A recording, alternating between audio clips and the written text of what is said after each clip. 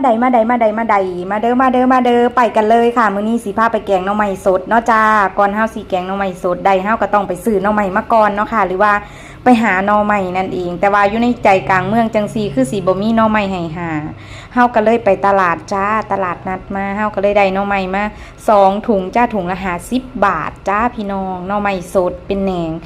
หน่อไม้แหนงน้อยๆอ่อนๆจ้าพี่น้องจ้าไปตลาดเคหามาพอมาฮอดเฮากะใบหน่อไม้ปอกหน่อไม้เลยเนาะจ้าเพราะว่าเฮาอยากกินแกงหน่อไม้แซ่บๆใส่เห็ดบดเห็ดขอนขาวใส่ไข่มดแดงแต่ว่าเฮาบ่ได้ไข่มดแดงมาเนาะจ้าเฮาได้มาแต่นางตอกับอีหยังกับเห็ดบดแล้วก็ผักกระแยงผักขามาเฮาก็เลยคิดว่าเฮาสิแกงแซ่บๆมาแล้วเฮากับปอกจ้าพี่น้องจ้าเพราะว่ามื้อนี้ก็สิได้เมนูมักอีกแล้วอันแกงหน่อไม้นี่ก็สิเป็นเมนูมักเมนูโปรดของมีนาเลยจ้าแต่ว่าโดนๆสิได้กินเทื่อนึงเพราะว่ามันบ่ค่อยมีหน่อไม้เนาะจ้าหน้าแล้งหน่อไม้มันอืดแต่ก็บ่เป็นหยังจ้าเพราะว่าแถวๆนี้เพิ่นก็หามาขายเรื่อยๆจ้าพ่อได้แกงพ่อได้หยังอยู่จ้าเพราะว่าบ่ค่อยมากินหน่อไม้ดองเพราะว่าอัน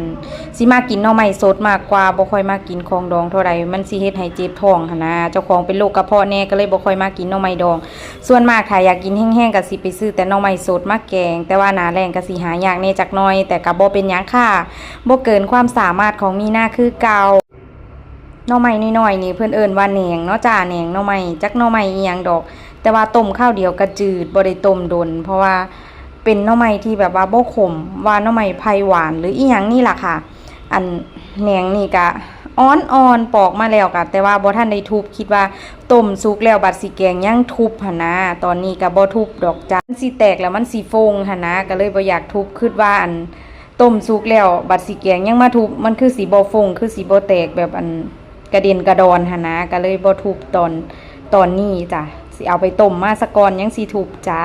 มากแห้งมากปอกหน่อไม้อันแหนงน้อยๆนี่นะมากแต่ว่าบ่ค่อยซื้อหน่อไม้ใหญ่ๆมาแกงจักเทื่อดอกมีแต่ซื้ออันน้อยๆมาแล้วก็ปอกม้วนว่าสั่นคั่นไข่ค่ะคือหยังนี่แต่ก็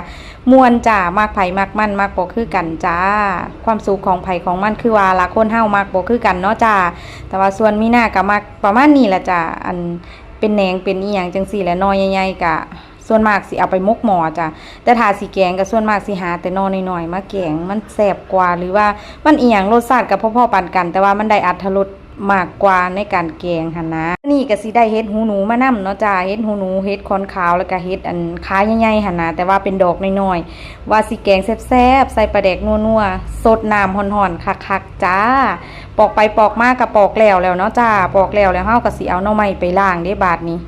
แต่ว่าหน่อไม้ก็บ่ได้เปื้อนดอกเนาะ